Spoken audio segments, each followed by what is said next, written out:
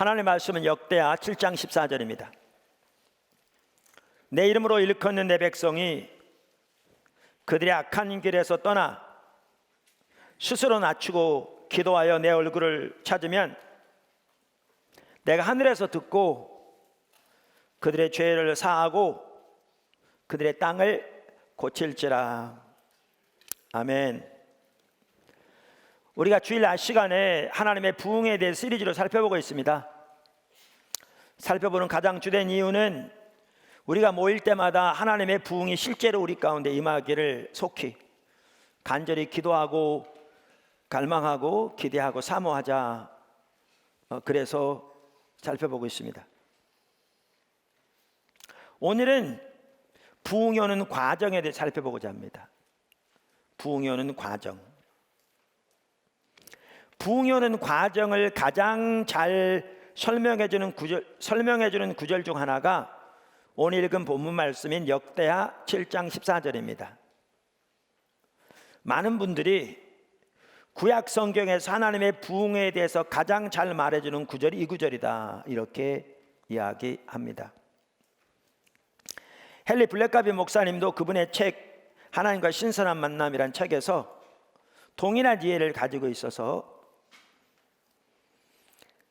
하나님의 부흥의 4가지 요건을 말하면서 오늘 읽은 본문 말씀을 이렇게 언급합니다.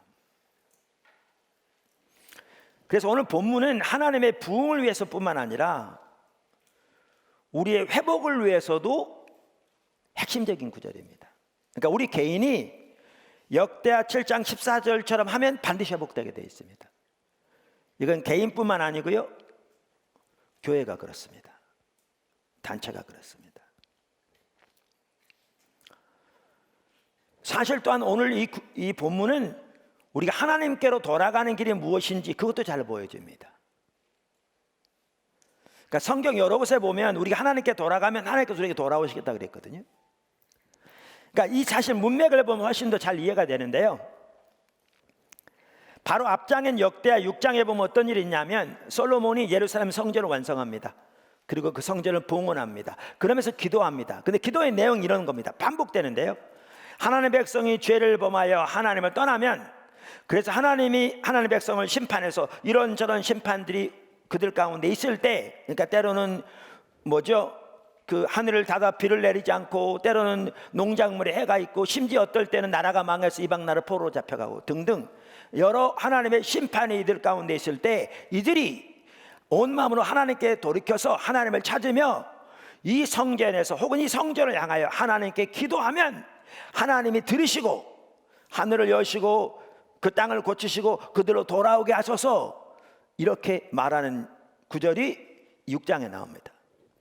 근데 이렇게 6장에서 솔로몬이 하나님께 기도하면서 하나님을 찾았더니 역대하 7장에서 하나님이 임하십니다. 솔로몬 앞에 임하셔서 6장에서 솔로몬이 기도했던, 근데 이 기도가 성령의 감동으로 되어진 걸 볼 수 있어요. 성경에 쓰여질 뿐만 아니라 하나님의 관점과 정확하게 일치했거든요. 이 솔로몬의 기도를 요약해서 그 전체를 한마디로 딱 요약한 구절이 뭐냐, 이 7장 14절입니다. 7장 14절입니다. 그래서 13절에 보면 하나님의 백성이 하나님을 떠나 심판을 받아 실제로는 다른 나라 포로로 잡혀가 있을 때 이르는 때라도, 그러면서 그때라도 내 백성이 이렇게 하면 내가 하늘에서 듣고 그 죄를 사하고 그 땅을 고치겠다. 그러니까 이 땅을 고치겠다는 말은 이들을 회복시키겠다는 말입니다. 이방 나라로 포로로 잡혀갔을 때라도 돌아오게 할 것이고, 그 땅을 치유할 것이고, 그 모든 심판의 열매들이 다 거쳐지게 하실 것이고, 하나님의 은혜와 생명이 그 가운데 넘치게 하시겠다, 그 말입니다. 그래서 나중에 나온 이 3가지가 뭐냐면, 다른 말로 표현하면 하나님 우리에게 돌아오시겠다, 그 말입니다. 그럼 성경에 보면 우리 하나님께 돌아가면 하나님은 돌아오신다고 그러는데, 하나님께 돌아가는 길을 여기에 뭐라고 말하고 있는가? 4가지로 말하고 있습니다. 그러니까 이 구절이 부흥을 위한 핵심적인 구절일 뿐만 아니라 우리 개인과 단체가, 교회가, 아니면 사회가 회복되기 위한 핵심적인 하나님의 길을 제시할 뿐만 아니라 하나님께 돌아가는 길, 또 진정한 회개가 무엇인지도 보여주는 매우 중요한 구절입니다. 할렐루야. 여러분이 이대로 이렇게 하시면 반드시 회복됩니다. 반드시 회복됩니다. 자, 그래서 이 구절을 가지고 오늘은 부흥이 오는 과정에 대해 살펴보기 원합니다. 첫째, 모든 회복에, 더 나아가 하나님의 부흥에, 더 나아가 모든 회개의 출발점은 스스로 겸비하는 것입니다. 할렐루야. 모든 회복에, 더 나아가 하나님의 부흥에, 더 나아가 모든 회개의 출발점은 스스로 겸비하는 것입니다.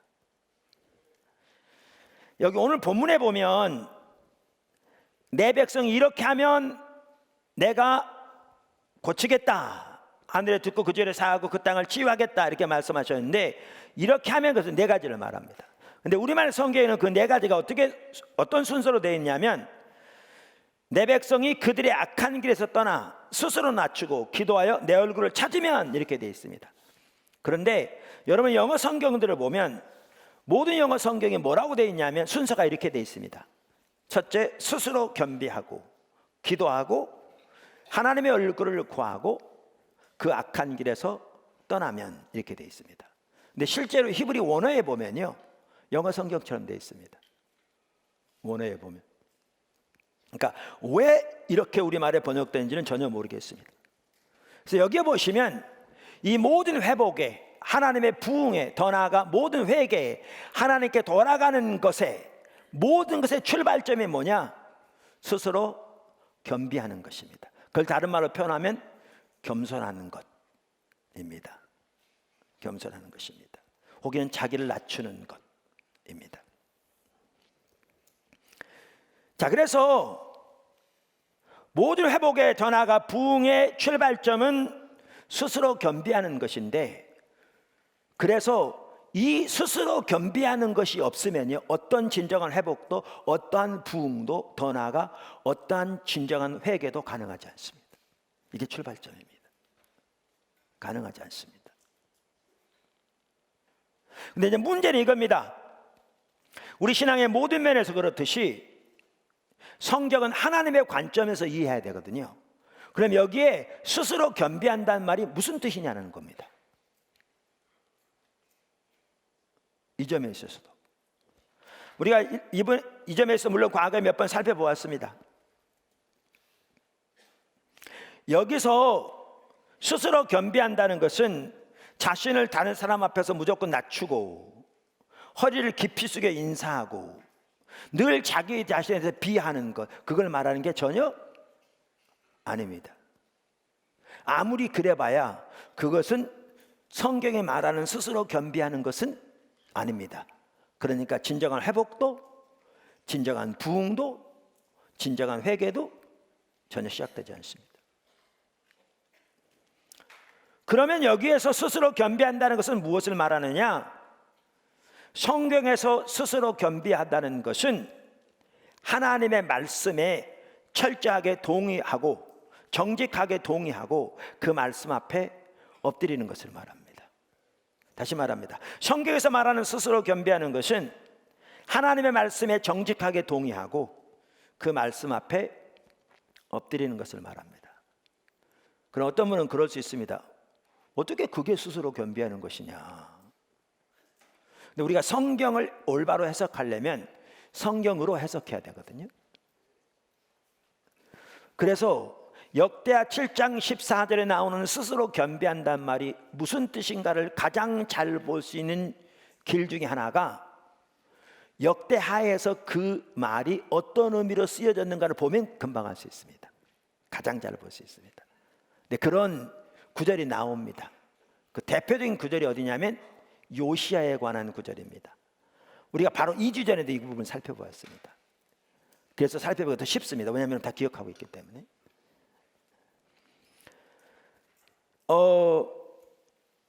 요시야는 훌륭한 왕이었습니다. 요시야는 8세 때 왕이 됐습니다. 요시야 왕의 아버지는 반역으로 목숨을 잃은 분입니다.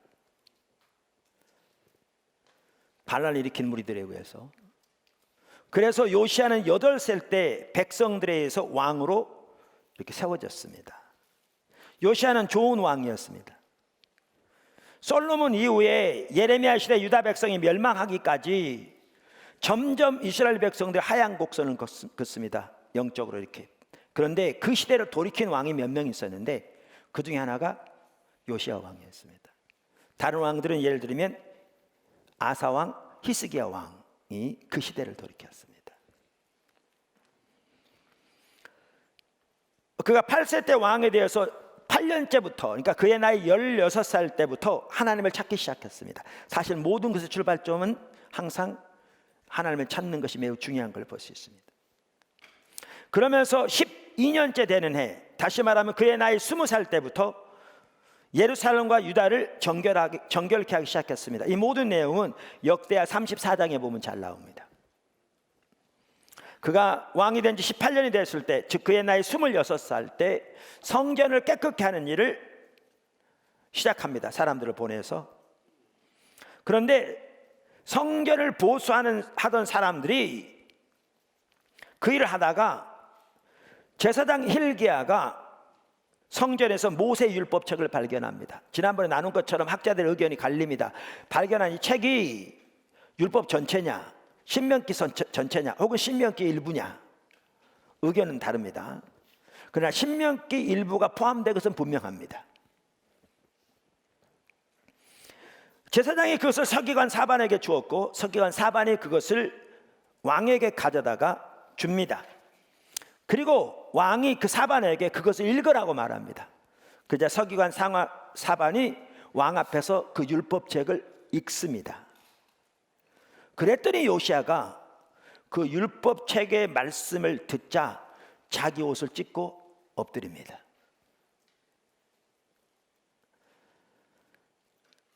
자, 여기 지난번에 읽었는데 이 구절 다시 한번 보시죠. 역대하 34장 18절. 서기관 사반이 또 왕에게 아뢰어 이르되 제사장 힐기야가 내게 책을 주더이다 하고 사반이 왕 앞에서 그것을 읽음에 왕이 율법의 말씀을 듣자 곧 자기 옷을 찢더라. 왕이 힐기야와 사반의 아들 아이감과 미가의 아들 압돈과 서기관 사반과 왕의 시종 아사야에게 명령하이르되 너희는 가서 나와 및 이스라엘과 유다의 남은 자들을 위하여 이 발견한 책의 말씀에 대하여 여호와께 물으라. 우리 조상들이, 잘 들으십시오, 우리 조상들이 여호와의 말씀을 지키지 아니하고 이 책에 기록된 모든 것을 준행하지 아니하였으므로 여호와께서 우리에게 쏟으신 진노가 크도다 하니라. 여러분, 이게요 아주 중요한 말입니다. 이게 지금 뭘 의미하는 줄 아세요? 이걸 보면 뭘 알 수 있냐면 요시야 왕 이전부터, 이전 시대부터, 오래전부터 하나님의 백성들인 자기들이 하나님의 법을 떠났으며, 그래서 하나님의 법을 떠난 거로 하나님의 심판과 진노의 열매들이 이미 오래전부터 자기들의 삶 속에 가득했다라는 사실을 볼 수 있습니다. 그런데 중요한 사실은 그 이전에 아무도 그것을 깨닫지 못했습니다. 우리가 지난번에 살펴본 내용이 그거잖아요. 아무도 깨닫지 못했습니다. 그러니까 깨닫지 못하니까 돌이켜질 수가 없는 거죠. 근데 지금 어떤 일이 일어났냐면 요시야가 이 율법의 말씀을 들을 때 자기 조상 때부터 자기들이 어떻게 하나님을 멀리 떠났으며 하나님의 명령에 어떻게 불순종했으며 그 결과 하나님의 심판과 진노가 어떻게 이미 자기들의 삶 속에 크게 임하에 있는가를 깨닫게 된 거죠. 이게 출발점입니다. 항상 이게 출발점입니다. 깨닫게 된 겁니다. 그랬더니 여기 보시면 어떻게 하냐면 요시야가 이제 하나님께 물으라고 선지자에게 보냅니다. 그러니까 구약시대에는 제사장들이 율법을 연구해서 율법에 나오는 하나님의 길을 백성들에게 가르치는 것이 제사장들의 몫이었고요, 선지자들은 하나님과 관계해서 그 시대를 향한, 때로는 오는 세대를 향한 하나님의 메시지를 받아 전하는 게 선지자들의 일이었어요. 그러니까 이것을 깨닫고 난, 이게 보여지니까 요시야가 옷을 찢고 하나님 앞에 엎드리며 사람들을 이제 선지자에게 보냅니다. 여자 선지자 훌다에게 보냈다고 성경이 되어 있어요. 그래서 요 말대로 우리가 그런 상황인가? 라는 것을 하나님께 물어달라는 거죠. 그랬더니 이제 그 여자 선지자 훌다가 하나님께 묻고 하나님의 주신 응답을 전하는 겁니다. 그게 어디에 있냐면 26절부터 있습니다. 26절 한번 보시죠. 너희를 보내어 여호와께 묻게 한 유다 왕에게는 너희가 이렇게 전하라. 이스라엘 하나님 여호와께서 이같이 말씀하시기를 내가 들은 말을 의논하건대 내가 이것과 그 주민을 가리켜 말한 것을 내가 듣고 마음이 연약하여. 연약하다 말이 좀 그래요. 그러니까 연약하다 그러니까 영어로 feeble이라는 단어가 있는데, 그러니까 뭔가 굳건하지 못한, 조그만 뭐에 상처를 받는, 그러니까 쉽게 그냥 낙심하는 이런 걸 말하는 게 아닙니다. 여기 연약하다는 말은요, 번역이 좀 그런데 마음이 연하다 그 말이죠. 그걸 다른 말로 성경은 살과 같다 그 말이죠. 그건 뭘 말하는 줄 아십니까? 조그마한 하나님의 움직임에도 민감하게 반응을 말하는 겁니다. 여러분 시골에서 이렇게 일을 많이 하는, 특별히 이렇게 때로는 농사 짓고 하다 보니까 신발도 신지 않고 일을 많이 하는 분들을 보면 이 발뒤꿈치가요 이렇게 굳은 살이 배겼어, 이렇게 두껍게. 그러면 어떨 때는 이렇게 보면 어떤 분들은 예리한 면도칼 이렇게 깎아냅니다. 전혀 통증이 없어요. 그냥 굳은, 거기에 바늘을 찔러봐야 통증 하나도 없어요. 근데 이런 살은 바늘로 조금만 찔러도 피가 나요. 여러분 이게 참 중요한 게 요시야는 그의 마음이 살과 같았어요. 조그마한 하나님의 움직임에도 반응하는 사람이었어요. 우리가 그렇게 돼야 돼요. 그렇게 안 되면 아까 굳은 살처럼 하나님이 강력하게 얘기하시는 대로, 심지어 칼로 도려내는데도 굳은 살처럼 전혀 반응이 없는, 이렇게 돼버리면 결과는 심각합니다. 심각합니다. 자, 그러면서 이렇게 말합니다. 마음이 연약하여 하나님 앞 곧 내 앞에서 겸손하여, 우리말에 겸손하여 그랬는데 이게 스스로 겸비하여 그 말이에요. 스스로 겸비하여 옷을 찢고 통곡하였으므로 나도 내 말을 들었노라. 여호와가 말하였느니라. 그러므로 내가 네게 너희 조상들에게 돌아가서 평안히 묘실로 들어가게 하리니 내가 이곳과 그 주민에게 내리는 모든 재앙을 내가 눈으로 보지 못하리라 하셨느니라. 이에 사신들이 왕에게 복명하니라. 말씀의 내용이 뭐냐? 맞다. 성경에 기록된 대로다. 너희 조상들 때로부터 그들이 내 길을 떠나 나에게 반역했다. 그래서 심판의 열매가 가득하고 더 큰 심판이 임할 것이다. 그래서 나라가 망할 것이다. 그런데 너는 내 앞에 스스로 겸비하였기 때문에 내가 살아있는 동안은 그 심판을 면제해 주겠다. 그 말인 거죠. 누구 말만 따라 요시야는 그래서 그의 세대를 구원한 사람입니다. 이걸 바꿔 말하면 무슨 얘기냐면요, 요시야 왕의 뒤에 이어진 왕도 요시야처럼 그렇게 하나님 앞에 엎드렸다면 그도 그 세대를 구원했을 겁니다.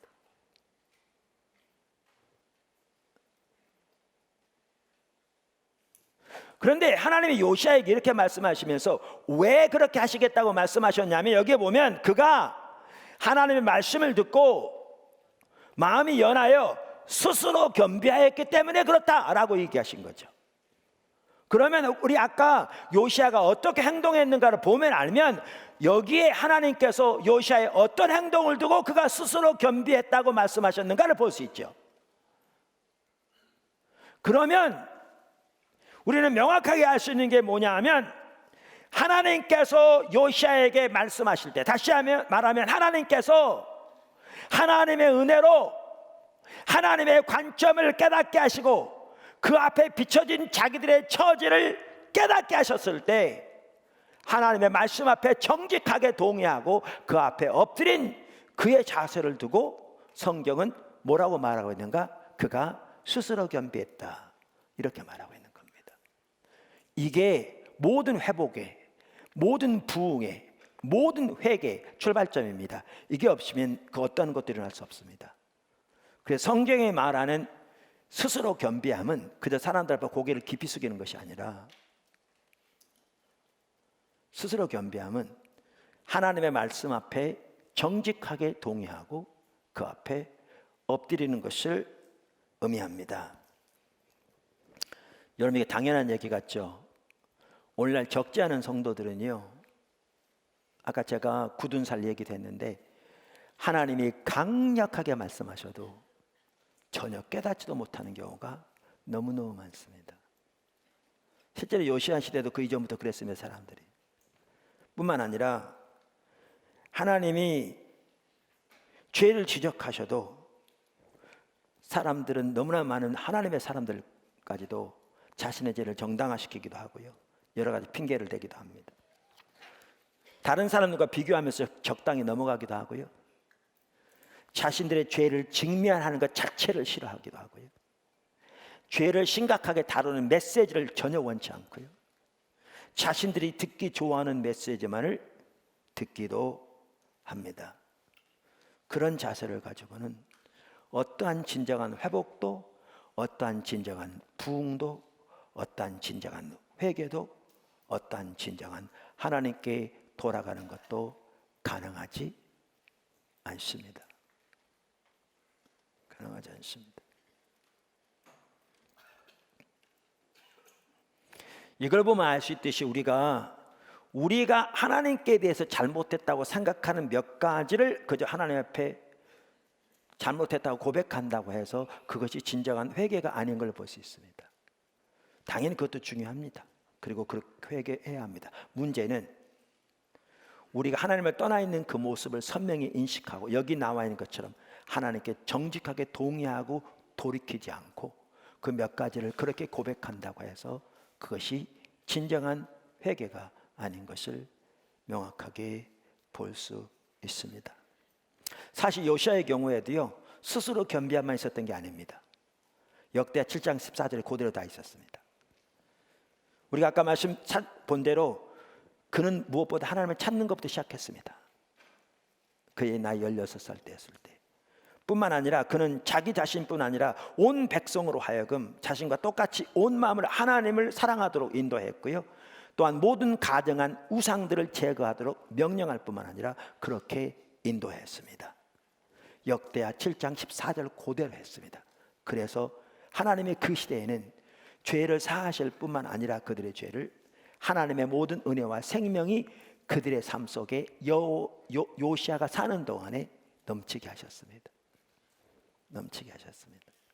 그것이 역대하 34장 29절에서 33절 사이에 있습니다. 제가 시간을 아끼기 위해서 읽지 않겠습니다.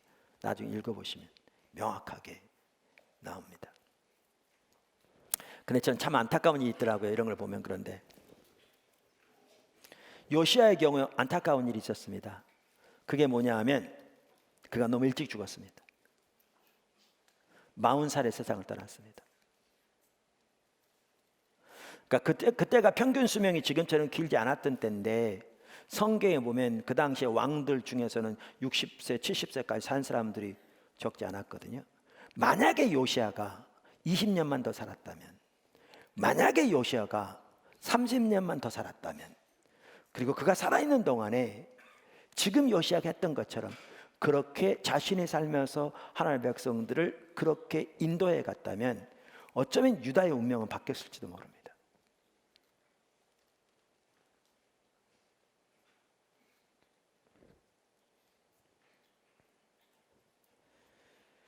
정말 나라 전체가 회복되는 것 같았습니다.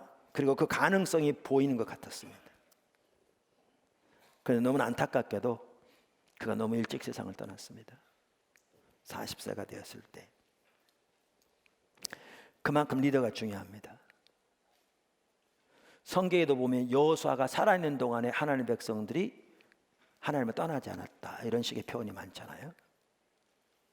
아까 아사, 뭐 이렇게 쭉 말씀드렸는데 요시야, 히스기야 등 리더들이 그 열왕기 역대기만 하더라도요, 왕들이 어떻게 하나님과 동행하는 삶을 살았는가에 따라서 그 나라 전체 운명이 좌우됐더라고요.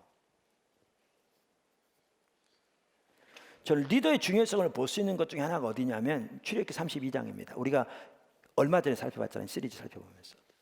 자 보세요. 그 당시에 이스라엘 백성들 전반적으로 철저한 자기중심적이었습니다. 이미 본 대로.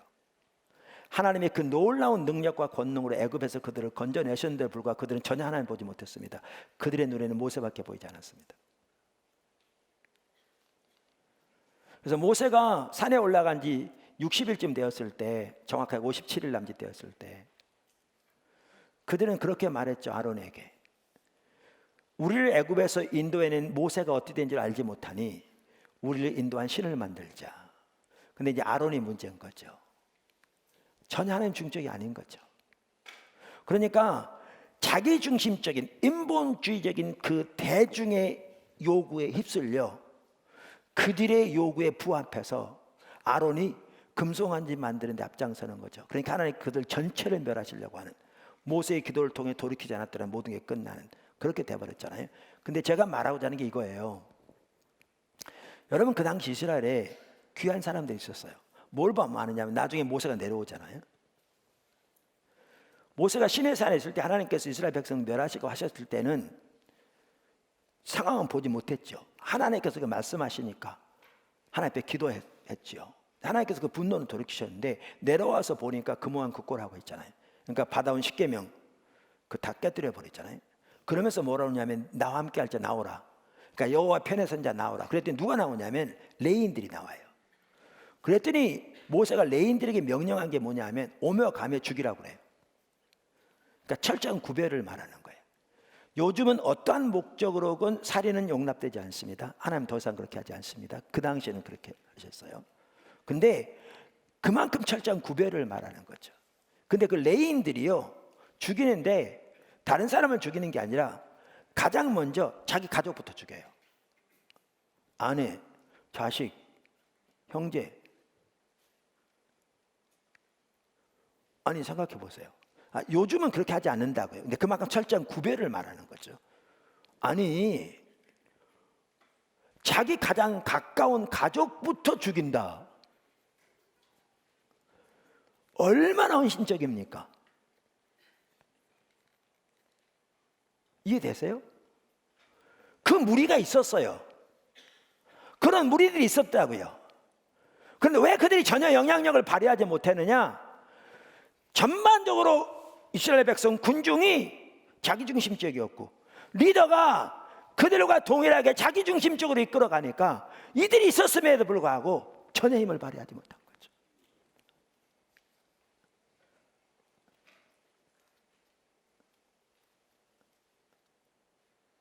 그러니까 멸망 직전까지 간 거죠. 모든 게 끝나버릴 그 상황.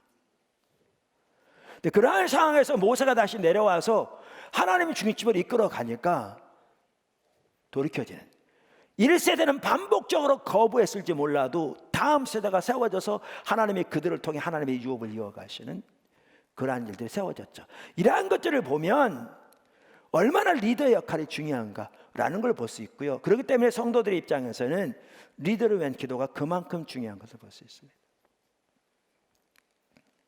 모든 단체가 마찬가지고 영적인 단체는 더욱더 그렇고 그렇습니다. 할렐루야. 그런데 여기 한 가지 더 살펴보려고 하는 게 뭐냐면요, 영적으로 깨어있는 게 얼마나 중요한가. 아까 요시아가 일찍 죽었다고 그랬잖아요. 근데 일찍 죽은 계기가 있어요.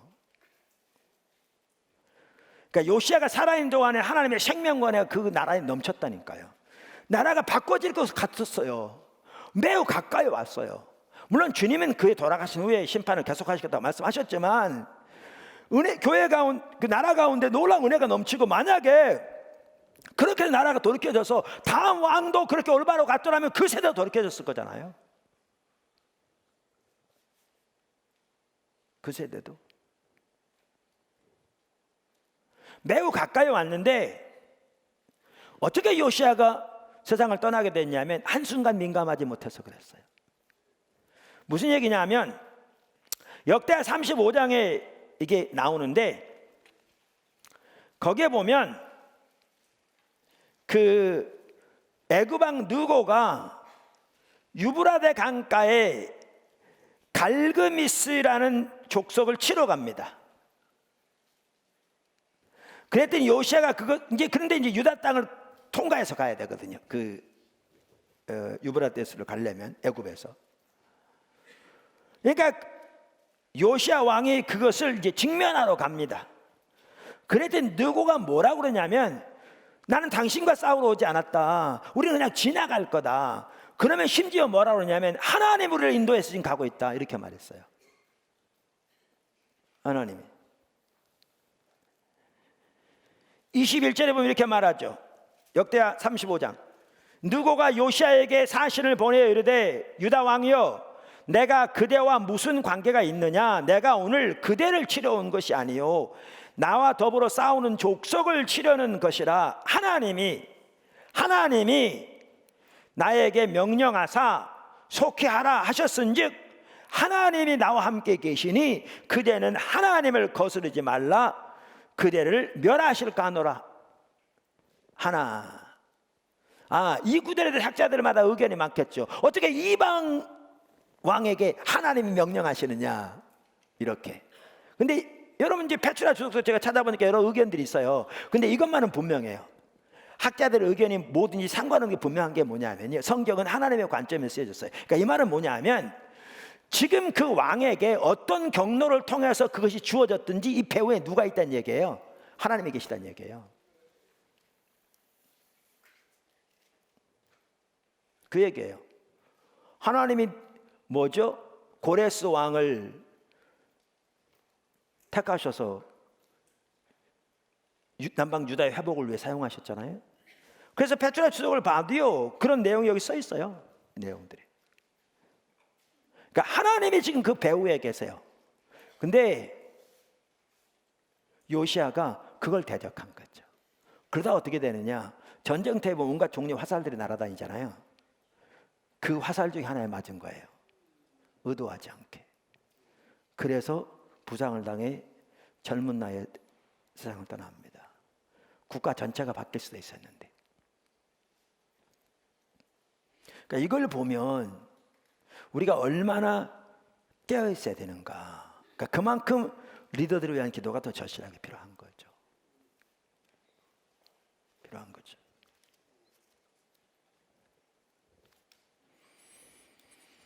요시아가 귀한 왕이었던 건 분명해요. 이 일이 있고 난 다음에 이렇게 목숨을 그래서 잃거든요. 거기 24절에 보면 25절에 보면 어떤 일이 있냐면요, 예레미야가 요시아를 위해 조시를 써요.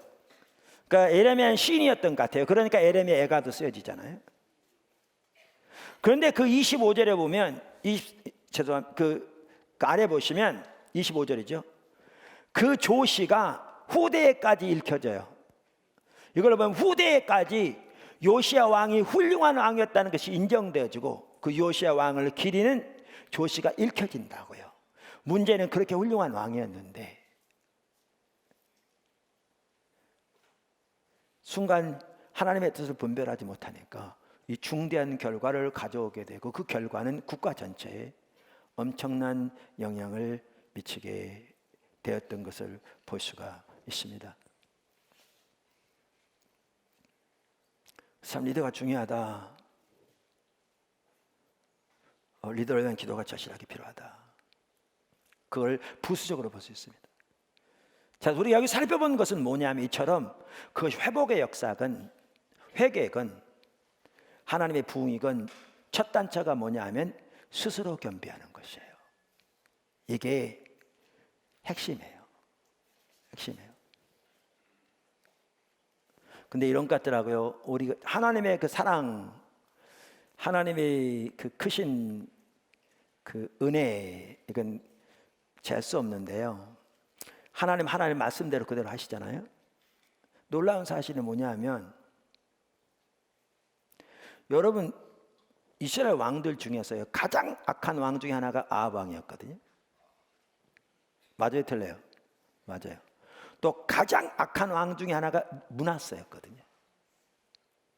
국가 전체를 오염시킨 가장 악한 악랄한 왕들이었어요.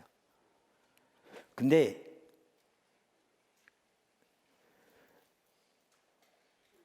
열왕기상 21장 20절에서 29절, 역대하 34장 3장 9절에 19절, 제가 읽지 않습니다, 시간 때문에. 그 구절 읽어보면 가장 악한 왕들이었는데, 너무나 놀라운 사실은 그 두 왕 모두 그들의 인생의 말기에 하나님 앞에 스스로 겸비하여 엎드리거든요. 그랬더니 하나님 어떻게 한 줄 아세요? 그 악한 왕들인데 그들이 하나님 앞에 스스로 겸비하였으므로 그들이 살아있는 동안에는 심판을 멈추세요. 그 악의 심판을 그대로 내리되 그들이 죽은 후에 그들의 자손들에게 내리세요. 자손시대, 물론 그 자손들도 하나님 떠났기 때문에 내려지는 거죠.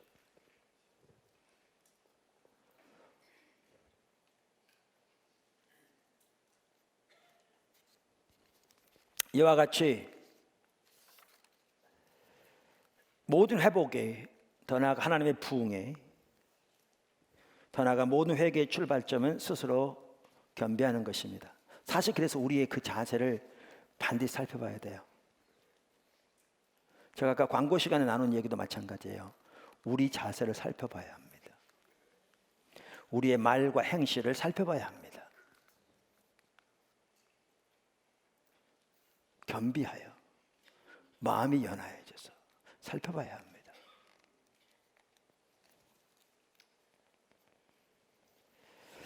큰 두 번째, 스스로 겸비함의 배후에는 하나님의 은혜가 있습니다. 이게 또한 귀합니다. 스스로 겸비함의 배후에는 하나님의 은혜가 있습니다. 아까 제가 요시야를 살펴봤죠, 우리가. 그럼 뭘 보았어요? 여러 번 본 대로 요시야 왕 이전부터, 오래전부터 하나님의 백성들이 철저하게 하나님을 떠났다는 사실을 볼 수 있고, 그 결과로 하나님의 진노가 크게 이미 와 있었다는 걸 볼 수 있어요. 근데 아무도 못 깨달았죠. 그런데 그것을 누가 깨닫게 됩니까? 요시야가 깨닫게 된 거죠. 그리고 그 앞에 납작 엎드리잖아요. 이게 출발점이었습니다. 이게 스스로 겸비함입니다. 항상 역대하 17장 14절처럼 됩니다. 이게 출발점입니다. 여기서 그 시대의 회복이 시작됩니다. 그런데 제가 말하고자 하는 게 이거예요. 이 깨닫게 된 데는요, 배후에 하나님의 은혜가 있었습니다. 하나님의 은혜가 없었더라면 이게 가능하지 않았습니다. 하나님의 은혜가 있었습니다. 이제 우리에게 중요한 것은 은혜가 주어질 때 어떤 자세로 그 앞에 반응하느냐 하는 것입니다. 그러니까 요시아처럼 우리가 해야죠. 할렐루야. 그래서 이 부분을 좀 보려고 하는데요. 왜냐하면 이게 우리 회복을 이해하는 데도 그렇고 부흥을 이해하는 데도 이게 매우 중요하기 때문에 그렇습니다. 그래서 그 부분을 좀 살펴볼 내용이 많은데 요점만 간단히 살펴보겠습니다. 작은 첫 번째, 어느 시대건 신앙이 타락하면 영적 분별력이 어두워집니다. 이미 살펴봤죠? 우리가 하나님을 떠나면 영적인 분별력이 어두워집니다. 그래서 이사야서 6장 9절 10절 이렇게 말하죠. 여호와께서 이르시되 가서 이 백성에게 이르기를 너희가 듣기는 들어도 깨닫지 못할 것이요 보기는 보아도 알지 못하리라 하여 이 백성의 마음을 둔하게 하며 그들의 귀가 막히고 그들의 눈이 감기게 하라. 염려컨대 그들이 눈으로 보고 귀로 듣고 마음으로 깨달아 다시 돌아와 고침을 받을까 하노라 하시기로. 이게 하나님의 심판이기도 하다. 우리 지난번에 살펴봤습니다. 항상 일이 일어난다. 이런 일이 이사야 시대, 예레미야 시대, 예수님 시대 종교 지도자들에게 항상 일어납니다. 바리새인 같은 경우에는 신학적으로는 누구보다 뛰어났는데 그들은 영적인 눈이 철저히 어두워져 있었습니다. 자, 작은 두 번째, 영적 분별력이 어두워지면 참다운 신앙생활이 가능하지 않습니다. 영적 분별력을 살펴봤죠. 왜냐하면 뭐가 옳은 신앙인지를 모르는데 어떻게 옳은 신앙생활을 하겠어요? 그리고 자신들이 영적으로 지금 하나님 앞에서 얼마나 잘못됐다는 사실도 모르는데 어떻게 하나님께 돌이키겠어요? 뿐만 아니라 하나님을 아는 것, 하나님을 사랑하는 것, 하나님을 믿는 것 등 가장 기본적인 것에서부터 하나님이 말씀하신 의미가 무엇인지를 모르니까 올바른 신앙생활을 하는 게 불가능합니다. 우리가 여러 차례 바리새인의 삶에서 볼 수 있는 것처럼. 그러니까 말라키 때처럼 1장 6절 그들이 하나님을 버린 상태에서는데 전혀 깨닫지 못했고, 3장 7절 하나님께로 돌아오라고 목이 터져라 외쳐도 그 말이 무슨 말인지를 못 알아들으니까 돌이킬 수가 없었죠. 자, 세 번째, 작은 세 번째, 그 결과 찾아오는 심판 중 하나는 하나님의 백성의 신분이 저하되는 것입니다.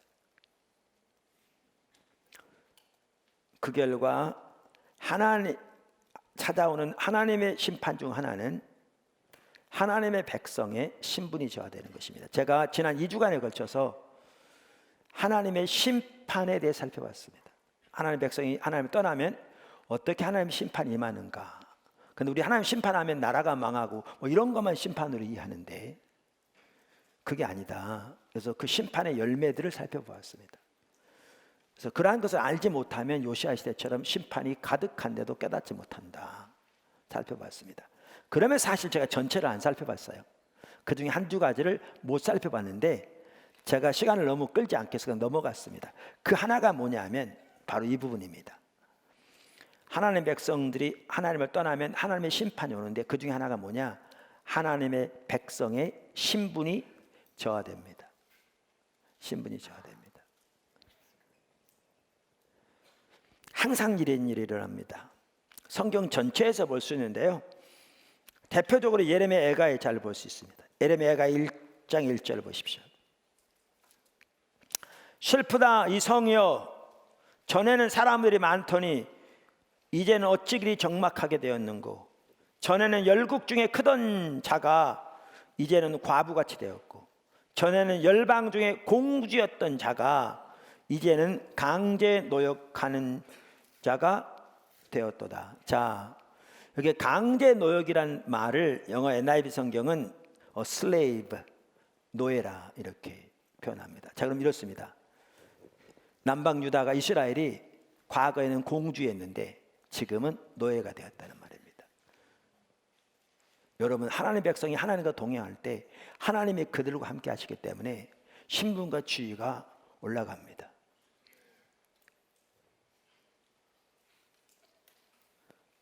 근데 그들이 하나님을 떠나면 그들에게 나타나는 하나님의 심판 중에 하나가 뭐냐면 하나님의 백성의 신분이 땅에 떨어집니다. 공주였던 자가 노예가 된 거죠. 2장 1절도 마찬가지입니다. 슬프다 주께서 어찌 그리 진노하사 딸 시온을 구름으로 덮으셨는가. 이스라엘의 아름다움을 영어로 더 스플렌더라고 NIV 번역되더라고요. 하늘에서 땅에 던지셨으며, 하나님과 동행할 때 그들의 신분은 하늘이었는데 하나님을 떠나니까 그들의 신분이 땅이 되어버렸습니다. 땅이 되어버렸습니다. 2장 15절도 마찬가지입니다. 모든 지나가는 자들이 다 너를 향하여 박수치며 딸 예루살렘을 향하여 비웃고 머리를 흔들고 말하기를 온전한 영광이라 모든 세상의 기쁨이라. 과거에는 하나님과 동행했을 때는 세상 사람들 눈에 보기에도 그들의 신분이 뭐였다고요? 온전한 영광. 너무나 놀랍지 않으세요? 그러니까 NIV는 the perfection of beauty, 미의 완전, 영광이었던 그들이 그 다음에 모든 세상의 기쁨이었던 the joy of the whole earth 이었던 자들이 지금 어떻게 됐다고요? 사람의 비웃음과 조롱거리가 되었죠.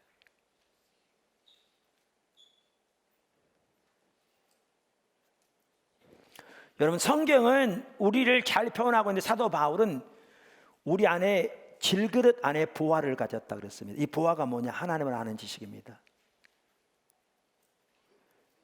예수님의 보화고 하나님의 보화입니다.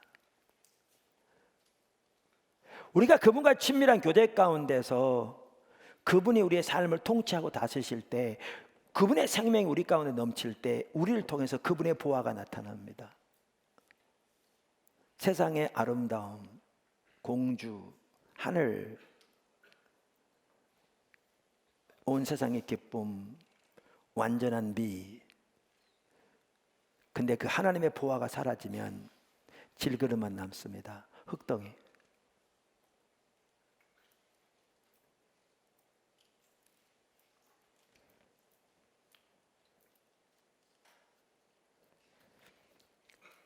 그러니까 말라기서 2장도 보십시오. 제사장들에 대한 부분인데 1절부터 9절까지 보면 잘 나오는데요. 제가 일부만 읽겠습니다. 7절, 제사장의 입술은 지식을 지켜야겠고 사람들은 그 입에서 율법을 구하게 돼야 할 것이니 제사장은 만군의 여호와의 사자가 되며. 여기 보실래요? 지난번에 살펴봤죠. 이 부분 지식에 대해 살펴보면서 보세요. 하나님의 의도하신 제사장은 뭐예요? 만군의 여호와의 사자예요.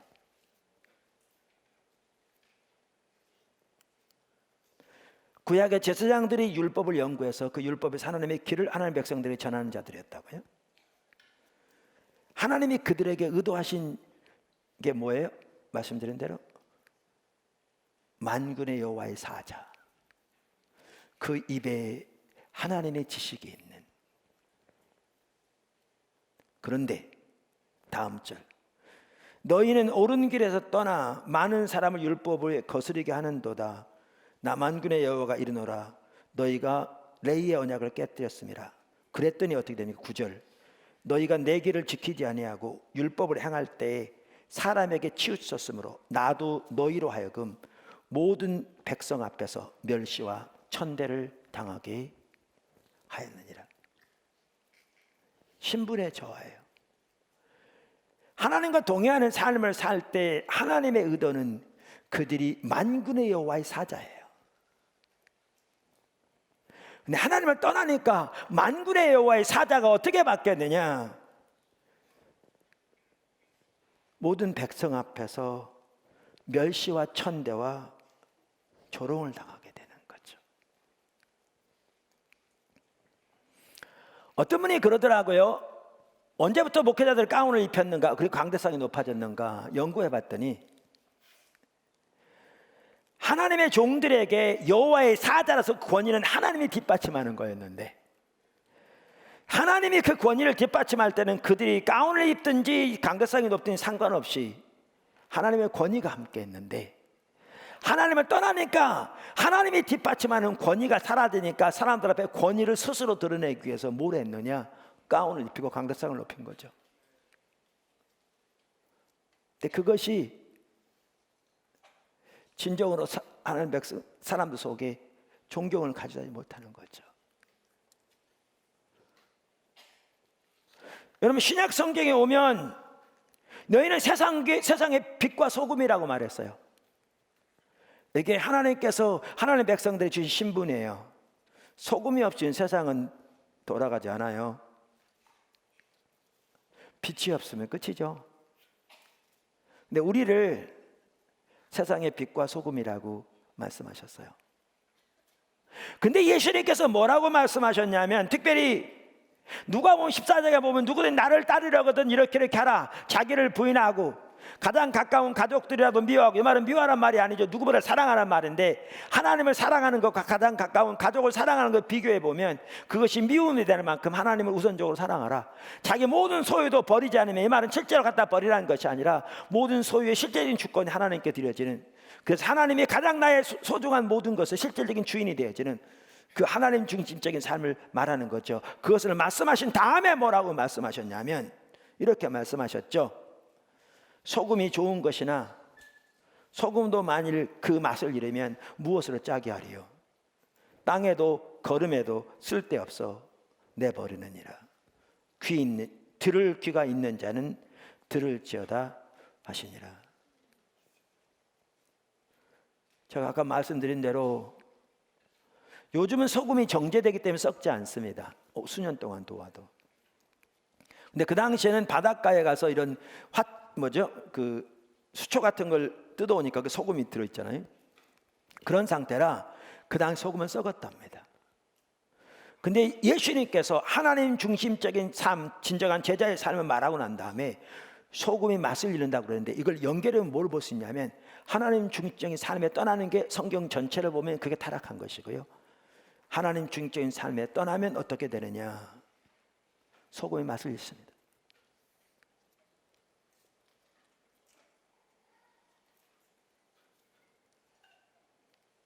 그럼 이렇습니다. 온 세계의 기쁨이요 미의 완전인 이스라엘, 공주였던 너희 노예가 되었도다.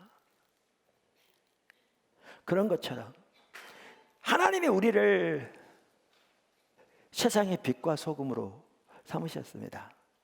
근데 신앙이 타락하면 그 소금이 버려져 밟힙니다. 왜요? 그 당시 소금은 썩으면 아무 데도 쓸모가 없었거든요. 그러니까 밖에 버려 밟히는 거죠. 무슨 얘기인지 아십니까? 성경 시대건 교회사 시대건 하나님의 백성이 하나님을 떠나면 나타나는 하나님의 심판 중에 하나가 뭐냐? 신분이 저하가 됩니다.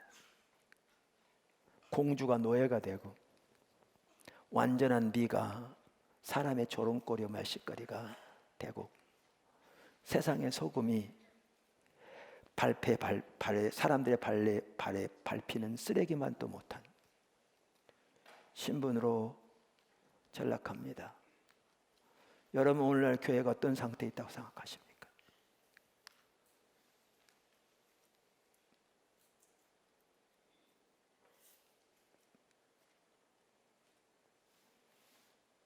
오늘날 성도들이 어떤 상태에 있다고 생각하십니까? 이게 하나님의 심판입니다.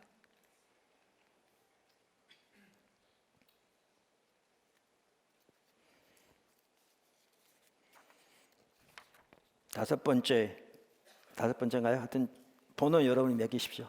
자, 기억 못하니까. 작은 네 번째, 그 결과 하나님의 이름이 땅에 떨어집니다. 하나님의 백성들인 우리들과 하나님의 이름의 명예는 뗄래야 뗄 수 없도록 서로 밀접하게 연관되어 있습니다. 세상에서도 예를 들면 제가 아들이 셋인데 우리 아들들은 전혀 그렇지 않습니다만 예를 들어서 우리 아들들이 정말 세상적으로 대책이 없는 그런 일을 행한다면 사람들은 그걸 보면서 뭐라고 그러냐면 저를 조롱하겠죠. 지가 목사라면 목사 아들이 저거밖에 안 되냐. 제가 그것을 보고 화가 나가지고 너희들은 내 아들 아니야. 그래서 호적에서 그들을 뺀다 할지라도 사람들은 여전히 그들을 보고 누구를 평가하느냐? 저를 평가하죠. 동일한 일이, 정확하게 동일한 일이 세상에서 일어납니다. 어떤 일이 나는가? 하나님 백성들의 신분이 저하되고요. 그러면 그것으로 인해서 하나님의 이름의 영광이 땅에 떨어집니다. 하나님의 이름이, 천지를 창조하신 만군의 여호와 하나님의 이름이 세상 사람들에게서 조롱과 멸시를 당합니다.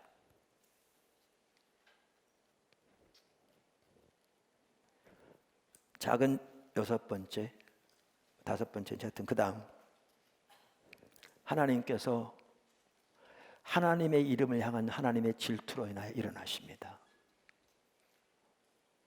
하나님께서 하나님의 이름을 향한 하나님의 질투로 인하여 일어나십니다. 여기에 소망이 있습니다. 이렇게 하나님의 백성들로 인하여 하나님의 이름이 땅에 떨어지고 멸시를 당하게 될 때 하나님이 하나님의 이름을 향한 하나님의 질투로 인하여 그 열심으로 인하여 일어나십니다. 우리는 그것을 어디서 잘 볼 수 있느냐 하면 에스겔서 36장에 잘 볼 수 있습니다. 에스겔 선지자는 예레미야보다 약간 늦게 시작한 선지자로서 바벨론 포로 생활에서 예루살렘의 멸망을 목도한 사람입니다. 에스겔 36장에 보면 이미 예루살렘이 멸망한 후인데 이제 그 남방 유다를 하나님이 회복시킬 것을 예언하고 있습니다. 그러면서 뭐라고 그러시냐 이렇게 말합니다. 36장 16절 여호와의 말씀이 또 내게 임하여 이르시되 인자야, 이스라엘 족속이 그들의 고국 땅에 거주할 때에 그들의 행위로 그 땅을 더럽혔나니 나 보기에 그 행위가 월경 중에 있는 여인의 부정함과 같았느니라. 그들이 땅 위에 피를 쏟았으며 그 우상들로 말미암아 자신들을 더럽혔으므로 내가 그 분노를 쏟아 그들 위에 쏟아 그들을 그 행위대로 심판하여 각국에 흩으며 여러 나라에 헤쳤더니 그들이 이른바 그 나라에서 내 거룩한 이름이 그들로 말미암아 더러워졌나니 곧 사람들이 그들을 가리켜 이르기를 이들은 여호와의 백성이라도 여호와의 땅에서 떠난 자라 하였습니다. 보십시오. 정확하게 똑같은 일이 일어납니다. 그랬더니 어떻게 하시는가? 다음 절. 그러나 이스라엘 족속이 들어간 그 여러 나라에서 더럽힌 내 거룩한 이름을 내가 아꼈노라. 그러므로 너는 이스라엘 족속에게 이르기를 주 여호와께서 이같이 말씀하시기를 이스라엘 족속아 내가 이렇게 행함은 너희를 위함이 아니요 너희가 들어간 그 여러 나라에서 더럽힌 나의 거룩한 이름을 위함이라. 여러 나라 가운데서 더럽혀진 이름 곧 너희가 그들 가운데서 더럽힌 나의 큰 이름을 내가 거룩하게 할지라. 내가 그들의 눈앞에서 너희로 말미암아 나의 거룩함을 나타내리니 내가 여호와인 줄을 여러 나라 사람이 알리라. 주 여호와의 말씀이니라. 보십시오. 하나님 백성들로 인하여 땅에 떨어진 그 하나님의 이름의 영광을 위해서 하나님이 움직이십니다. 일어나십니다. 그러면서 뭐에 대해서 바로 이어서 말합니까? 그들을 어떻게 회복시킬 것인가를 말씀하십니다. 이런 일이 일어납니다. 작은 7번째, 하나님께서 하나님 백성을 회복시키실 때 소수의 사람들에게도 분별력을 보이셔서 하나님의 길을 보게 하시고 자신들의 처지를 인식하게 하십니다.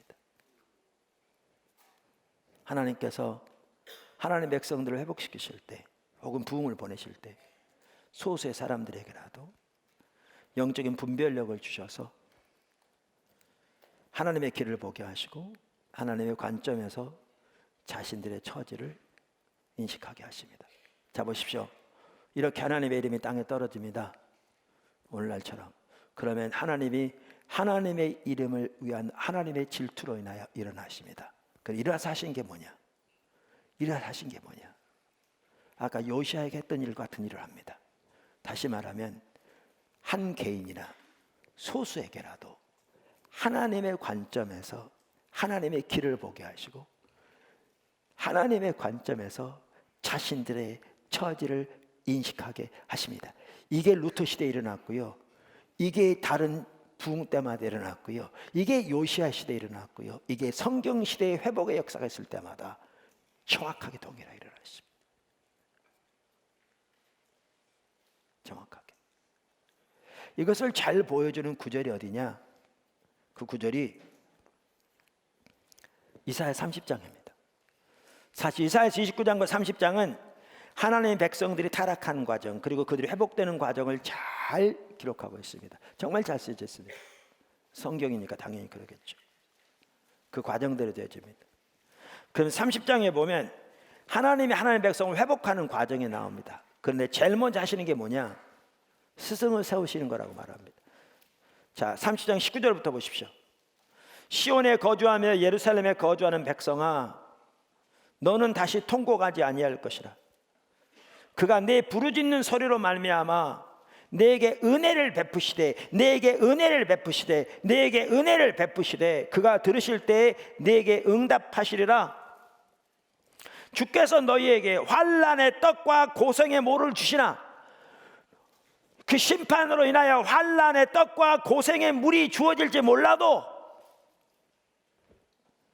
중요한 게 뭐냐 이겁니다. 내 스승은 다시 숨기지 아니하리니 내 눈이 내 스승을 볼 것이요 너희가 오른쪽으로 치우치든지 왼쪽으로 치우치든지 내 뒤에서 말소리가 내 귀에 들려 이르기를 이것이 바른 길이니 너희는 이리로 가라 할 것이며. 이게 무슨 말입니까? 하나님이 회복하실 때 뭘 하신다? 스승을 세우신다 그 말이에요. 이 말은 무슨 뜻이냐면 그래서 하나님이 스승을 세우셔서 루터를 세우셨고요, 말씀드려 칼빈을 세우셨고요, 웨슬리를 세우셨고요, 하나님 사람들을 세우셨어요. 그럼 스승을 세우신다는 말은 무슨 뜻이냐면 하나님의 관점에서 보게 하신다 그 말이에요. 하나님의 관점에서 하나님의 길, 하나님의 다름줄을 보게 하신다 그 말이에요. 나중에 또 볼지 모르지만, 그러니까 부흥의 예비 단계에서 항상 가장 중추적인 진리들이 재발견되지는데, 그 중추적인 진리 중 하나가 뭐냐? 믿음으로 말미암는 의라. 이거요, 하나님의 관점에서 진정한 의미가 깨달아진다 그 뜻이에요. 이렇게 하나님께서 영적인 분별력을 주셔서 하나님의 길을 보게 하실 뿐만 아니라, 그렇게 되면 어떻게 됩니까? 하나님의 관점에서 자기들의 처지를 보게 되는 겁니다. 그래서 어떻게 해요? 사람들을 하나님의 길로 인도하게 하실 거라 그 말이죠. 이게 하나님이 회복을 시작하실 때, 부흥을 시작하실 때 하시는 일입니다. 뭐 때문에? 하나님의 이름을 향한 하나님의 질투 때문에 은혜를 부으셔서. 그러니까 요시야 시대에요, 그 배후에 하나님의 은혜가 있었습니다. 그래서 그거 깨닫는 게 가능했어요. 물론 우리 편의 책임도 있습니다. 항상 둘이 같이 가잖아요. 마음이 연하여 스스로 겸비하였다.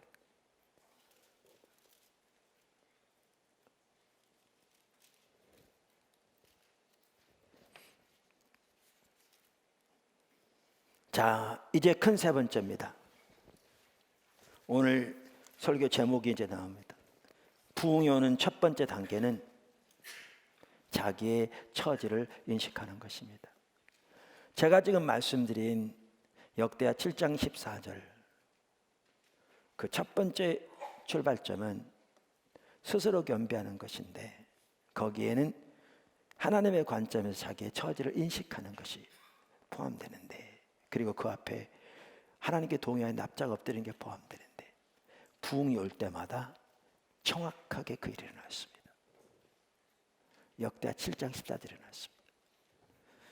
이 책은 제가 자주 인용하는 책입니다. 부흥책, 로이드 존스 목사님의 부흥책입니다. 이분은 이 책에서 이제 이 책의 12장인데, 거기에 보면 이렇게 얘기합니다. 하나님의 부흥에는 특별한 단계와 과정이 있다, 반드시. 그러면서 이분이 말하는 가장 첫 번째 단계를 뭐라고 말하느냐? 자기의 처지를 인식하는 일이 있다, 이렇게 말합니다. 제가 좀 길지 몰라도요, 좀 읽어보겠습니다. 이 부분 어떻게 성경에 나온 그대로 되는지, 부흥 때마다. 그리고 그 배후에는 하나님의 이름을 향한 하나님의 질투가 있는, 거기에 우리의 소망이 있습니다. 부흥이 우리에게 달려있지 않아서 감사한 거죠. 여러분은 모르겠으면 최소한 저에게 달려있지 않아서 감사해요. 저는요, 하나님 부흥이 저에게 달려있다면 소망이 없을 거예요. 이건 여러분도 마찬가지일 거예요. 하나님의 부흥이 여러분에게 달려있다면 소망이 없을 겁니다. 근데 하나님의 부흥이 그분의 신실하심과 그분의 이름을 향한 그분의 명예에 달려있어서 소망이 있어요. 그래서 소망이 있어요. 이렇게 얘기합니다. 이 책의 202쪽인데, 여러분 이 책은 그전에 나온 책이라 여러분 지금 사면 페이지에 다룰 수 있습니다. 부흥의 첫 번째 단계는 우리가 여기서 보는 것처럼 자기의 처지를 인식하는 것입니다. 그러니까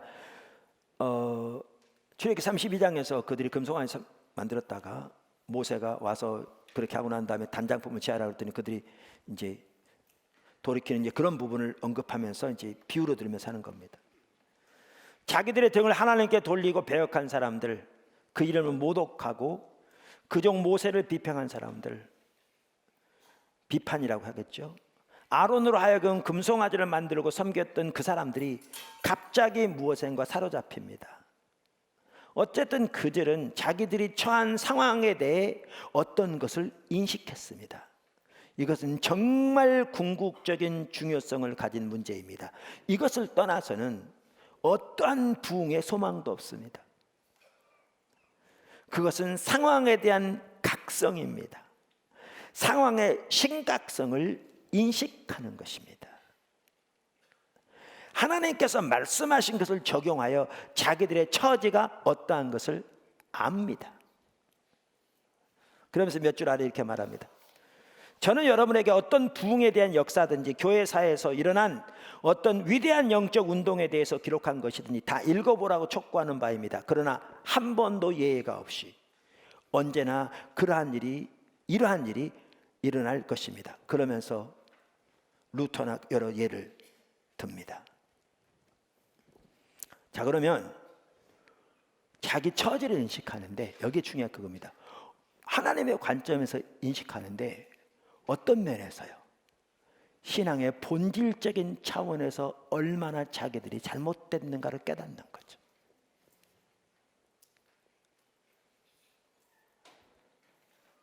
제가 읽어볼게요. 이 책 203쪽. 우리는 어떤 것이 잘못되어 있는지를 인식하지 못하는 것 같습니다. 그 시대의 영국교회를 두고 한 얘기죠. 이 시대 한국교회 너무나 비슷한 것 같아요. 그러나 교회의 상태를 시험하는 방식은 분명히 잘못된 것과 교회를 비교하고 대조하는 것이 아닙니다. 교회의 상태를 시험하는 시금석은 교회를 신약이 말하는 교회상에 비추어 보는 것입니다. 아니면 개혁이나 부흥이 일어났던 위대한 시기나 하나님의 임재와 영광이 위대한 영적 표징으로 나타났고 하나님의 임재가 교회 가운데 있었던 시기에 교회가 어떠한 모습을 취했는가를 살펴보면서 거기에 현재의 교회 상태를 비추어 시험해 보는 것입니다. 무슨 말이냐? 우리가 우리의 교회를 살펴보려면 신갈에 있는 다른 교회에 비교해서 우리를 보면 안 된다 그 말입니다.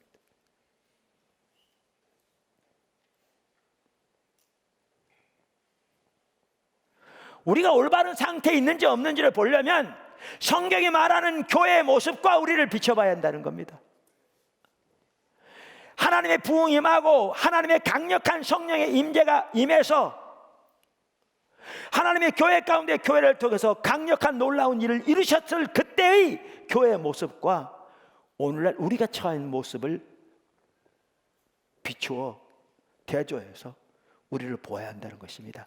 그러면 우리는 심각한 상태에 있습니다. 이게 중보기도의 출발점이기도 한데요, 하나님께서 교회의 중보기도를 부흥의 기도 처음 인도하실 때 이런 부분이 보여지니까 정말 하나님 앞에 절박하게 기도하고 회개하고 주님의 은혜를 구하고 그랬는데, 한 번은 어떤 분이 방문했어요. 어디 가서 중보기도 훈련 받은 분이라고 그러는데, 그러면서 저한테 그러더라고요. 목사님 너무 부정적이 되면 안 됩니다. 예, 부정적이 되면 안 됩니다. 그 말 동의합니다. 근데 그분 얘기는 그거였어요. 세계에서 제일 큰 교회가 한국에 있고 각 교단별로 그 교단의 가장 큰 교회가 한국에 있는 교단이 몇 개 교단인데 그렇게 얘기합니까? 지금은 더 이상 그렇게 얘기 못하겠죠. 왜 그렇게 얘기한 줄 아십니까? 무슨 관점에서 우리의 처지를 보아야 할지를 전혀 인식하지 못하니까.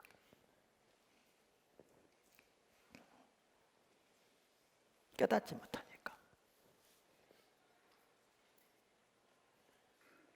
원래 그렇게 생각하는 사람 많습니다. 그러면서 이렇게 얘기합니다. 계속해서 복음적인 교회가 그러한 교회와 자기들을 비추어 볼 때, 그러니까 그 아까 말한 그런 위대한 시기의 교회, 또 성경에 말하는 교회 비추어 볼 때 어떤 모습으로 보일지 의아합니다. 영성과 하나님을 아는 지식의 차원에서 교회를 평가할 때 어떠한 모습으로 보입니까? 하나님에 관한 지식이 아니라 하나님을 아는 지식, 하나님에 대한 직접적인 체험, 하나님의 임재와 우리가 이 연구를 통해서 계속 숙고해 나갈 것들을 직접 체험한 그런 차원에서 교회를 가늠해 보아야 합니다. 성경에서 말하는 하나님의 백성들 가운데 하나님의 은혜와 하나님의 이러한 실제적인 역사들이 나타난다고. 그런데 그러한 하나님과 동행하는 삶을 사는 데 있어서 성경에 말하는 그러한 하나님의 백성의 실제적인 역사들을 우리 삶에서 실질적으로 경험하는 것과 우리의 상태를 비교해 볼 때 우리는 지금 어떤 상태냐 그 말입니다. 교리적으로는 다 정통인데 교리만 남았지 않습니까? 이론만, 형식만, 프로그램만, 예배만 하더라도 그러면서 잘못되어 있다는 사실도 인식하지 못하죠.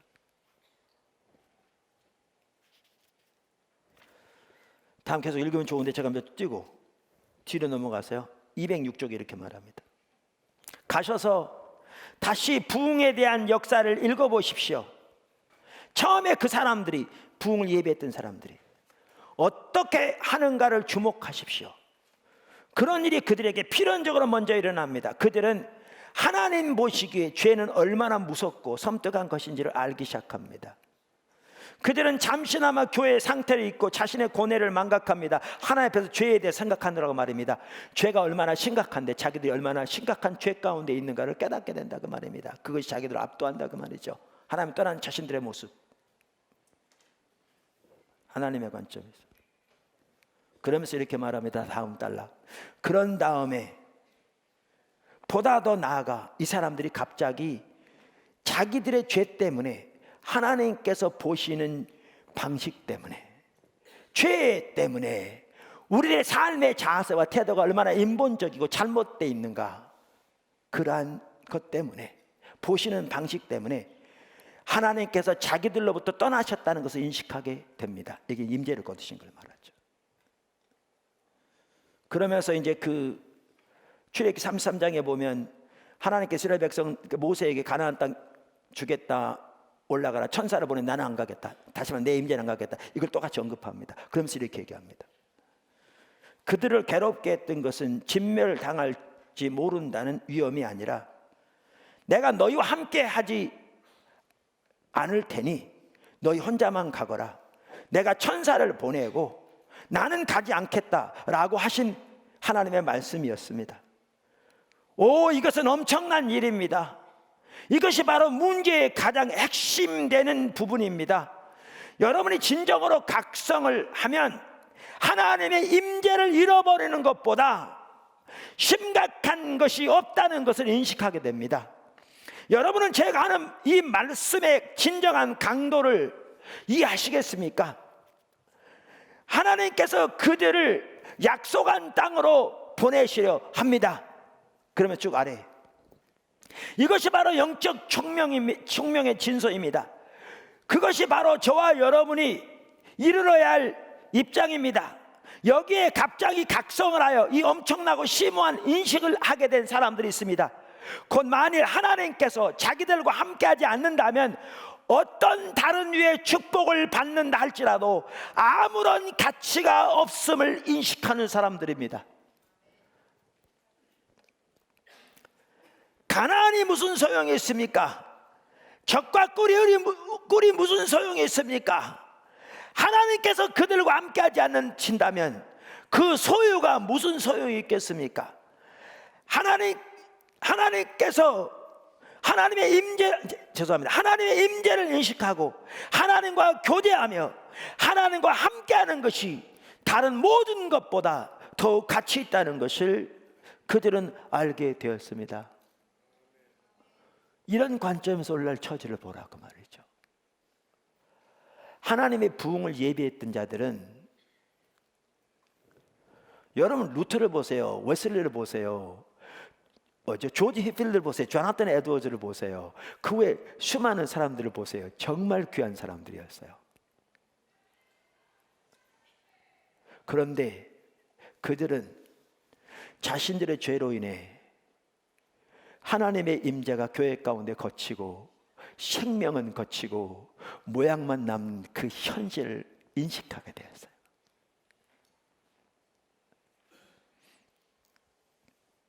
요시아와 같은 일이 정확하게 일어납니다. 이게 출발점이었습니다. 그래서 그들은 어떻게 했느냐, 이 다음에 나온 대로 집중적으로 하나님을 찾기 시작합니다. 하나님이여 시냇물을, 사슴이 시냇물 찾기에 갈급함같이 내 영혼이 주를 찾기에 갈급하나이다. 가나안이 무슨 소용이 있으며 적과 꿀이 무슨 가치가 있습니까? 우리는 하나님 당신을 원하나이다, 이렇게 찾는다고. 그럼 제가 좀 읽어볼게요. 그 아래, 그리스도인들이여, 저는 여러분이 선한 삶을 살고 있느냐고 묻고 있지 않습니다. 또한 여러분이 행복하냐고 묻고 있지 않습니다. 저는 여러분이 성경을 읽거나 기도하고 있느냐고 묻고 있지 않습니다. 또한 여러분이 교회 일에 능동적인지 아니면 다른 유의 기독교 활동에 열심을 내고 있느냐고 묻고 있지 않습니다. 지금 로이 존스 목사님 한 말입니다. 제가 묻고 있는 것은 이것입니다. 여러분은 하나님을 아십니까? 하나님이 여러분과 함께 계십니까? 하나님께서 여러분의 삶 속에 계십니까? 그가 진영에 계십니까? 교회를 말하는 거죠. 그렇지 않으면 하나님과 함께 나아가지만 하나님은 멀리 계시고 다만 그 천사와 지도자를 통해서만 능력과 힘을 주고 계십니까? 그러나 문제는 여러분이 개인적으로 하나님과 어떤 관계며 인격적으로 어떠한 관계를 맺고 있습니까?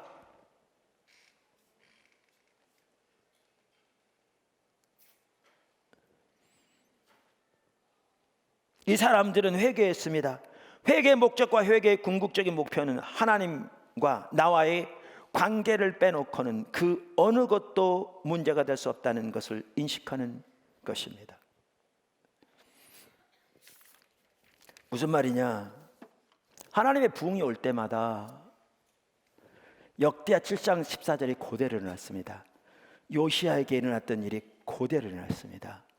하나님의 이름을 향한 하나님의 질투 때문에 하나님의 소수의 사람들에게라도 전적인 하나님의 은혜로 그들의 마음 열어 하나님의 관점에서 보게 하시는데, 자신들이 얼마나 자신과 자기들이 속한 그 나라의 하나님의 백성들이 조상 대대로 얼마나 하나님의 범죄하였으며 그 죄로 인하여 어떻게 하나님의 임재가 거쳐 있고 종교적인 모양과 프로그램이 남아있을지 몰라도 우리 신앙의 가장 핵심인 하나님을 알고 그분의 영광을 보며 그분의 영광의 통치가 우리 가운데 함께 하시고 그 성경에 말하는 우리 신앙의 실제를 우리의 삶에서 경험적으로 알고 경험하고 하나님과 동의하는 삶을 사는 자들에게 넘치는 하나님의 생명과 영광의 차원에서 우리가 얼마나 벌거벗고 가난하고 눈물 흘리는가를 인식하게 됩니다. 그리고 그렇게 되어지면 모세가 출애굽기 33장에서 그랬던 것처럼, 그래서 출애굽기 32장에 34장이 부흥에 대한 핵심적인 구절입니다. 그랬던 것처럼 아무리 적과 꿀이는 가나안 땅을 주시고 아무리 천군 천사를 동원해서 원수를 다 멸하게 하시고 그 풍요와 안락을 주신다 할지라도 그렇게 주님이 함께 가지 않으면 그 모든 것들이 아무런 의미가 없다는 사실을 인식하고 주님을 구하기 시작합니다. 그런데 제가 아까 광고 시간에 나눴던 게 그겁니다. 우리가 신앙의 본질을 운운하면서 우리의 말과 행실이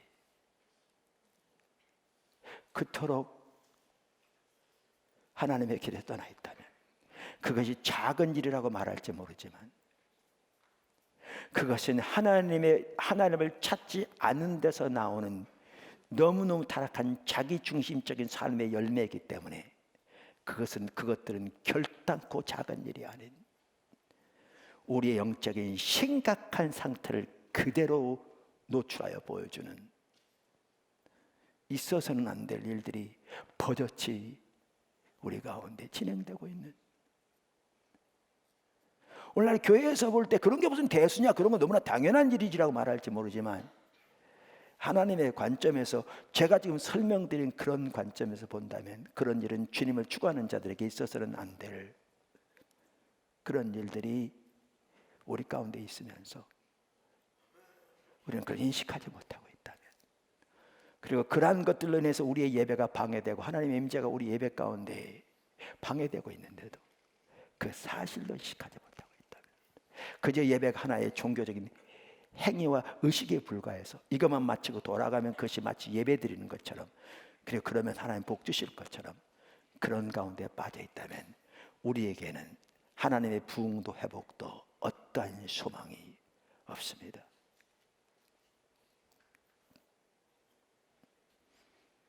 그래서 부흥이 오는 첫 번째 단계는 현실이라는 인식입니다.